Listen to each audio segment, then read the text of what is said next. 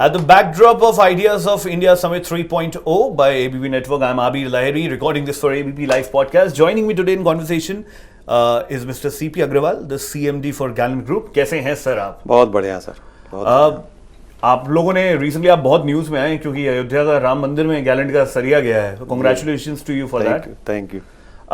जब हम इंडिया के एक फ्यूचरिस्टिक व्यू की बात करते हैं कि आज से 20 साल 50 साल बाद कैसा होगा इंडिया, हम 2047 में 100 साल आज़ादी के पूरे करेंगे, आपका व्यू कैसा है? इन कैसे आइडियाज ऑफ इंडिया आप देखते हैं आज से कुछ सालों बाद?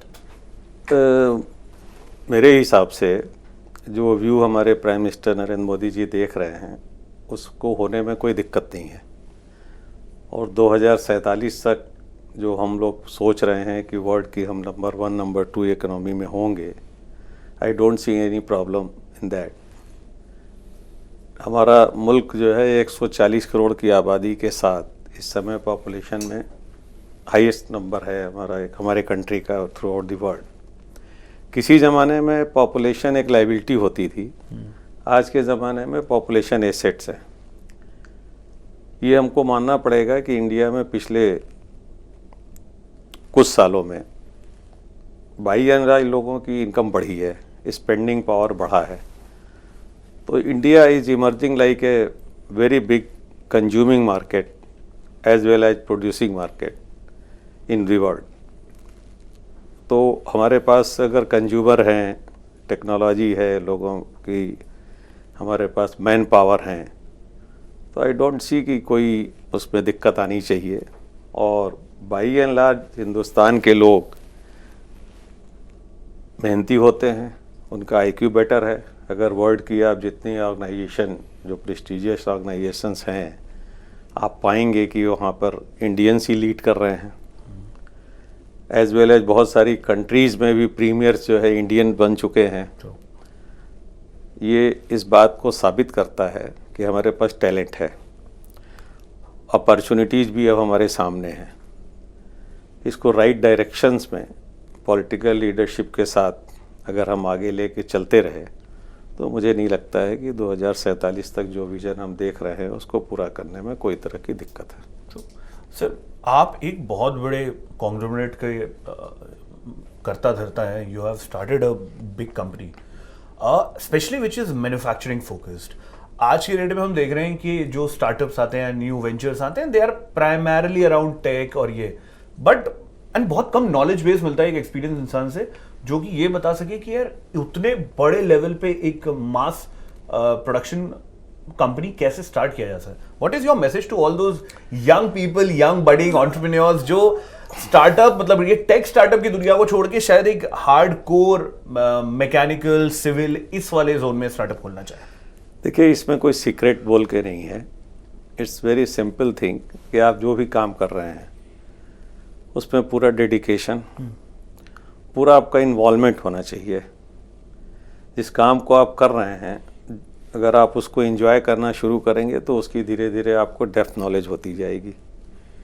डेप्थ नॉलेज के साथ एक सही रास्ते पे सही तरीके से लॉ अबाइडिंग तरीके से अगर आप काम करते हुए आगे बढ़ते हैं तो कोई बैरियर नहीं है।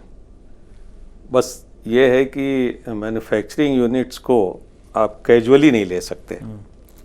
You have to be have involve 24/7। It is more struggling than any other particular venture. तो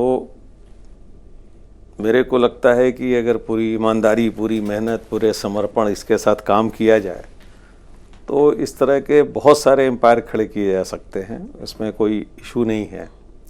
जनरली हम लोग आज का यूथ जो है कोई शॉर्टकट तरीक़ों से या इमीडिएटली हमको कुछ रिजल्ट मिल जाए, वो इस केस में नहीं है। किसी भी मैन्युफैक्चरिंग कंपनी में आप कोई टेक्नोलॉजी प्रोड्यूस नहीं करते। हम टेक्नोलॉजी को यूज कर कोई प्रोडक्ट बना रहे हैं तो उसके बहुत सारे एस्पेक्ट हैं। मार्केटिंग है, फाइनेंशियल मैनेजमेंट है, मैन पावर मैनेजमेंट है, और वो तो शायद सही टेक्नोलॉजी का सिलेक्शन के ही सीखना। हाँ, वो आप जब एक्सपीरियंस करोगे तो आप सीख जाओगे, प्रोवाइडेड वही जो हमने शुरू में कहा है कि आपको उसमें पूरा इंटरेस्ट होना चाहिए and you are ready to involve yourself 24/7। एक काम करते हैं, एक टाइम मशीन में चलते हैं आज से कुछ साल पहले जब पहली पहली बार आपने Gallant group of industries start किया, how was the day? Just take me on that day. Was it a very emotional thing कि यार finally we have started something, जो ड्रीम किया था वैसा, या whatever emotions goes through your head?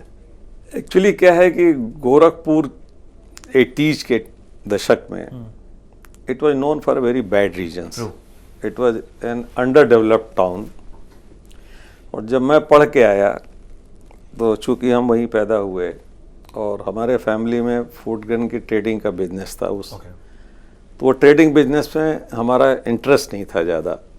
तो I decided कि हम एक छोटा मोटा कोई मैन्युफैक्चरिंग वेंचर करें. तो I asked my father to help me out. तो उस ज़माने में उन्होंने 1 लाख रुपए हमको किसी तरह से मैनेज करके दिया. उस ज़माने में वो भी बड़ी रकम थी हमारी फैमिली के लिए. हमारे फैमिली का total source of income he entire family का 1.5-2 लाख के रेंज में हुआ करता था ईयरली. उससे हमने एक छोटा सा ऑयल मिल का वेंचर इस्टेब्लिश किया. And my first dream was to earn 1 lakh rupees per annum, just 8,000 rupees a month in 83. वो फॉर्चुनेटली जो है वो 2-3 महीनों में हमने रियलाइज़ किया कि 8,000 की जगह इसमें 25-30 हज़ार रुपये की इनकम हो रही है. तो 1 लाख की जगह पहले साल में ही 2-3 लाख रुपए आ गए. तो टारगेट्स तो पहले से ही एकदम ऊंचे सेट हाँ, होते थे. 3 ही महीने में पूरा हो गया. तो लोन भी हम लोगों ने 1.5 साल में पे कर दिया जो बैंक का था.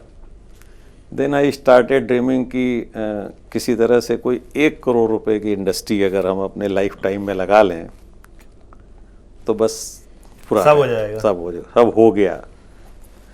वो भी हमने फिर फ्लोर मिल एक 1988 में प्लान की जो 89 में ऑपरेट हो गई. तो ईश्वर की बड़ी मेहरबानी थी कि वो 4-5 साल में ही जो लाइफ टाइम ड्रीम थे वो सारे पूरे हो गए. देन आई थॉट कि अब ड्रीम नहीं देखना चाहिए क्योंकि ईश्वर ने कुछ लगता है कुछ और सोच रखा है हमारे लिए जहाँ तक हम नहीं सोच पा रहे हैं.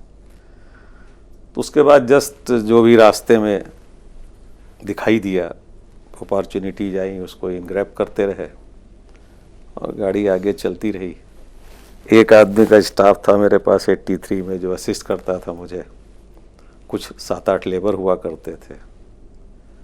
वो स्ट्रेंथ गैलन ग्रुप में आज की तारीख में लगभग 6,000 लोगों तक पहुंच गई है. And hopefully journey is on. Next generation भी आ गई है. I think they will take it forward. मुझे नाम की कहानी बताइए ना. गैलन नाम कहाँ से आया, क्यों सोच के रखा? नहीं, उस जमाने में बहुत सोच के तो नहीं रखा था. बच्चों ने ही छांट वांट के तय कर दिया. और इट वाज साउंड्स की इट वाज रिप्रेजेंटिंग सब स्ट्रेंथ. ओके. तो वैसे नाम ब्रेवरी. हाँ, बस उसके हिसाब से जो हमारी पर्सनालिटी को मैच करता था तो उस हिसाब से एक्सेप्ट हो गया. तब तो मतलब जब व्हेन यू स्टार्टेड आउट तब तो मुझे लगता है शायद, और इतना जब ह्यूमन रिगरस और एफर्ट्स रिगरस इंडस्ट्री है तो दिन रात सब एक हो जाते हो. हाँ, ऑब्वियसली. आई वर्क स्टार्टिंग में 83 से 93 तक लगभग 10 साल. तो मुझे लगता है हमने कम से कम 18 घंटे काम किया होगा. मतलब some time I stayed in the unit itself rather going to home. वहीं रह गए, वहीं 2-4 दिन तक. हाँ, वहीं. तो चूँकि अकेले करना था, असिस्टेंट भी नहीं था, स्टाफ भी नहीं था, वर्कफोर्स भी उतनी नहीं थी.